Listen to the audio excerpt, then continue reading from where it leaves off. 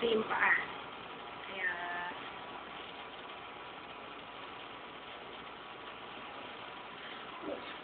ulit. Magbuong kubera yung tiyan. Kasi yung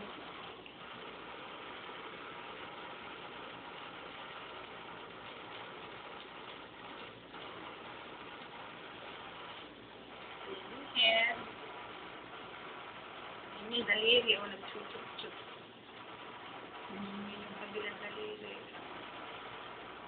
Kabilang daliri. Dalawang daliri. Makilan niya. Malikot yun, Dok. That's the heart. Tapos hindi siya masyadong makagalaw, kaya kailangan anong kanina. Dahil, pero yan, umiinit. Yeah, see? That's about approximately 4, 5, 6. Oh, that's a normal.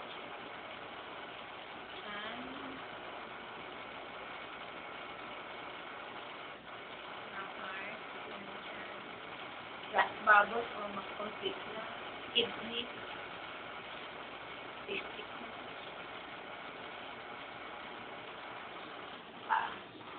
larynx. Ito nasa pagitan. Mas mahirap ang malaki na kasi wala nang space. Ano yung first mo ba? Lalaki po.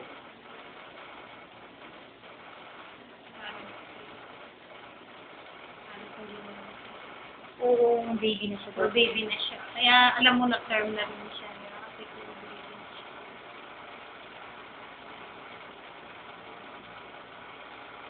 Oh, buong-buong na yung siya. Diyan na.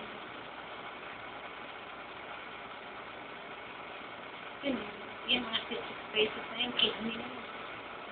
Umiihi na yung bata. Pero yung sex, hindi pa rin makita. Kasi punos na. Actually, ang sex back this 5 to 6 months hindi. So, ngayon, paa na yung daliri ng bata. Diba? Opo.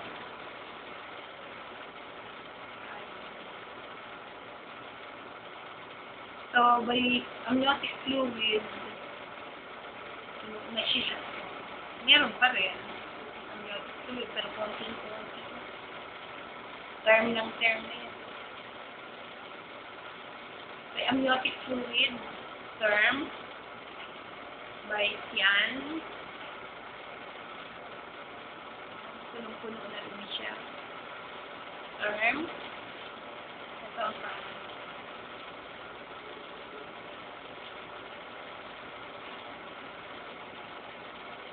Pero by heartbeat saka hinga, normal pa rin. So, most probably your baby will be okay in the next 3 to 4 days.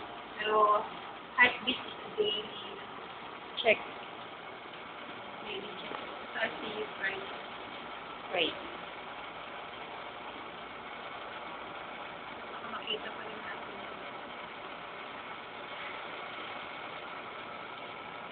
Matikit na siya. Paalam makikita ko talaga. Ayaw na. So, nakaganyan na kasi yan. Kaya mahirap mo lang makita. Minsan, ang 5 to 6 months, the best time to see the section. Pero yung ngayon, hihirapan ka na yung puro baby na kasi. Nakakapansin mo, hindi wala ka nang ma-recognize kung baby. Hindi mo na siya makita on its totality, bachi-bachi siya. Pero with the way it's moving right now, yung lips, yung paa, yung movement, ano siya in the next 3 days. Asawag namin doon biophysical score. So, with the biophysical score, okay pa, really.